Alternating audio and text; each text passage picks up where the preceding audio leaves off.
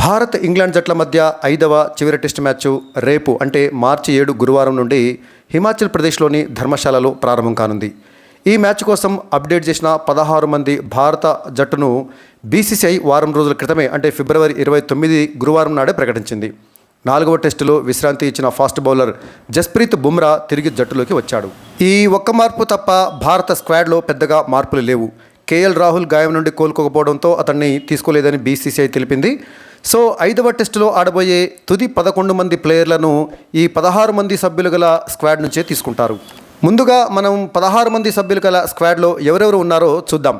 కెప్టెన్గా రోహిత్ శర్మ, వైస్ కెప్టెన్గా Jasprit Bumrah, Yashasvi Jaiswal, Shubman Gill, Rajat Patidar, Sarfaraz Khan, wicket కీపర్లుగా Dhruv Jurel, KS Bharat, తర్వాత దేవదత్త పడిక్కల్, రవిచంద్రన్ అశ్విన్, రవీంద్ర జడేజా, అక్షర్ పటేల్, కుల్దీప్ యాదవ్, మహమ్మద్ సిరాజ్, ముఖేష్ కుమార్ మరియు ఆకాష్ దీప్. వీరు ప్రస్తుతం టీంలో ఉన్నటువంటి సభ్యులు. వీరి నుండి తుది 11 మంది ఆటగాళ్లను ఎంపిక చేస్తారు. వీరిలో 5వ టెస్టు ఆడబోయే తుది 11 మంది ఆటగాళ్ళు ఎవరో ఇప్పుడు మనం చూద్దాం. మొదట్లో రోహిత్ శర్మకు విశ్రాంతి ఇచ్చి 100వ టెస్టు ఆడుతున్న అశ్విన్కు కెప్టెన్సీ ఇస్తారని కొంతమంది విశ్లేషకులు అంచనా వేశారు. సిరీస్ను ఎలాగూ గెలిచాం కాబట్టి ఇటీవలే టెస్టులో 500 వికెట్లు పూర్తి చేసుకున్న దిగ్గజ స్పిన్నర్ అశ్విన్ను ఆ విధంగా గౌరవిస్తారు. పైగా 100వ టెస్టు ఆడుతున్నాడు కాబట్టి ఆ 100వ టెస్టులో అతనికి ఆ గౌరవం ఇస్తారు కాబోలు అని చెప్పేసి చాలామంది భావించారు. అయితే అది నిజం కాదని తేలిపోయింది.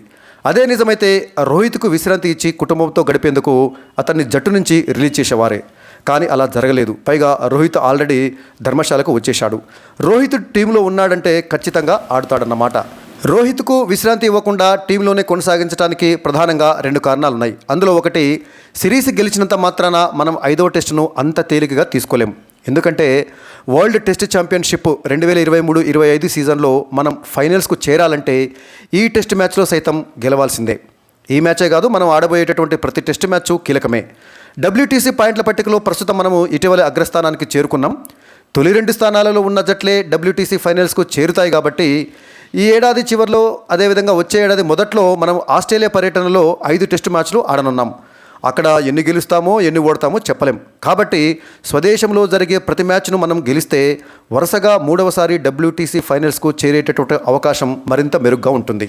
సో WTC ఫైనల్స్ పరంగా చూసినట్లయితే ఈ 5వ టెస్ట్ మ్యాచ్లో కూడా భారత్ గెలవటం ఎంతో కీలకం. కాబట్టి ఈ మ్యాచ్ను మనము తేలిగ్గా తీసుకోకూడదు. అందువల్ల రోహిత్ శర్మను కంటిన్యూ చేస్తున్నారు.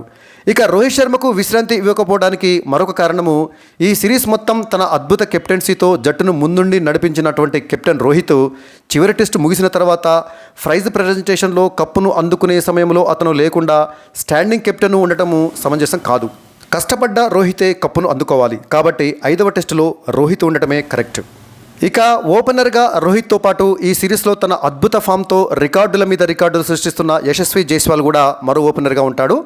ఈ చివరి మ్యాచ్లో జైస్వాల్ మరికొన్ని పరుగులు చేస్తే ఒక సిరీస్లో అత్యధిక పరుగులు చేసిన భారత ప్లేయర్గా రికార్డు సృష్టించే అవకాశం ఉంది. ఇక 3వ స్థానంలో శుభ్మన్ గిల్ కొనసాగుతాడు. ఆ తర్వాత 4వ స్థానంలో సర్ఫరాజ్ ఖాన్ వస్తాడు. ఇక 5వ స్థానంలో రజత్ పటీదార్ స్థానంలో దేవదత్త పడిక్కల్ వచ్చే అవకాశం ఉందని ఊహాగానాలు కొనసాగుతున్నాయి. వరుసగా 3 టెస్టులలో అవకాశం దక్కించుకున్న రజత్ పటీదార్ పెద్దగా రాణించింది లేదు. దేశవాళీ టోర్నీలో అద్భుత ప్రతిభ చూపిన దేవదత్త పడిక్కల్ను పటీదార్ స్థానంలో తీసుకునే అవకాశాలు పుష్కలంగా ఉన్నాయని చెప్పేసి ఊహాగానాలు వస్తున్నాయి. అయితే రజత్ పటీదార్కు మరో అవకాశం ఇవ్వాలనేటువంటి ఆలోచన కూడా ఉంది. ఇక 6వ స్థానంలో వికెట్ కీపర్ ధ్రువ్ జురెల్ స్థానానికి ఢోకాలైనట్లే. 4వ టెస్టులో 2 ఇన్నింగ్స్లలోనూ అతను భారత బ్యాటింగ్ను ముందుండి నడిపించిన తీరు అభిమానులను మంత్రముగ్ధులను చేసింది. 7వ స్థానంలో ఆల్రౌండర్ రవీంద్ర జడేజా స్థానానికి కూడా ఢోకా లేదు. ఇక 8వ స్థానంలో 100వ టెస్టు ఆడుతున్న అశ్విన్ సైతం తుది 11 మంది ఆటగాళ్లలో ఖచ్చితంగా ఉంటాడు. 9వ స్థానంలో కుల్దీప్ యాదవ్ వస్తాడు. 4వ టెస్టు విజయంలో కుల్దీప్ యాదవ్ కూడా కీలక పాత్ర పోషించిన సంగతి తెలిసిందే.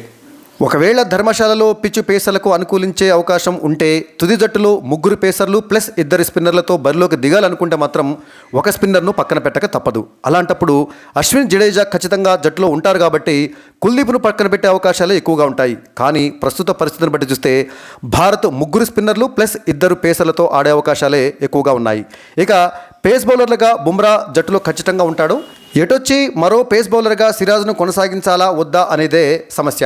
4వ టెస్టులో సిరాజ్ విఫలమయ్యాడు కాబట్టి సిరాజ్ను తప్పించి అతని స్థానంలో బుమ్రా జట్టులోకి వస్తాడని చెప్పేసి అనుకుంటున్నారు. ఇక మరో పేసర్గా ఆకాష్ దీప్ కొనసాగుతాడు. 4వ టెస్ట్ మ్యాచ్లో అరంగేట్రం చేసిన ఆకాష్ దీప్ తొలి ఇన్నింగ్స్లో వెంటనే 3 వికెట్లు తీసి ఇంగ్లాండ్ టాప్ ఆర్డర్ను దెబ్బతీసి ఆకట్టుకున్నాడు. కాబట్టి ఆకాశ్దీప్ను కొనసాగించే అవకాశాలే ఎక్కువగా ఉన్నాయి. ఒకవేళ 3 పేసర్లతో ఆడాలనుకుంటే కుల్దీప్ స్థానంలో సిరాజ్ ఆడతాడు. సో మొత్తంగా 5వ టెస్టులో భారత్ ఆడబోయే తుది జట్టు అంచనా ఈ క్రింది విధంగా ఉండవచ్చు. ఓపెనర్గా కెప్టెన్ రోహిత్ శర్మ, మరో ఓపెనర్గా యశస్వి జైస్వాల్, 3వ స్థానంలో శుభ్మన్ గిల్, 4వ స్థానంలో సర్ఫరాజ్ ఖాన్, 5వ స్థానంలో రజత్ పటీదార్ లేదా దేవదత్త పడిక్కల్, 6వ స్థానంలో వికెట్ కీపర్ ధ్రువ్ జురెల్, 7వ స్థానంలో రవీంద్ర జడేజా, 8వ స్థానంలో రవిచంద్రన్ అశ్విన్, 9వ స్థానంలో కుల్దీప్ యాదవ్ లేదా సిరాజ్, 10వ స్థానంలో జస్ప్రీత్ బుమ్రా, 11వ స్థానంలో ఆకాశ్దీప్. వీరు తుది జట్టులో స్థానం సంపాదించవచ్చు. మరి భారత్ ఆడబోయే ఈ 5వ టెస్టులో తుది జట్టులో ఎవరెవరు ఉండాలనుకుంటున్నారో మీరు కామెంట్ సెక్షన్లో కామెంట్ చేయండి.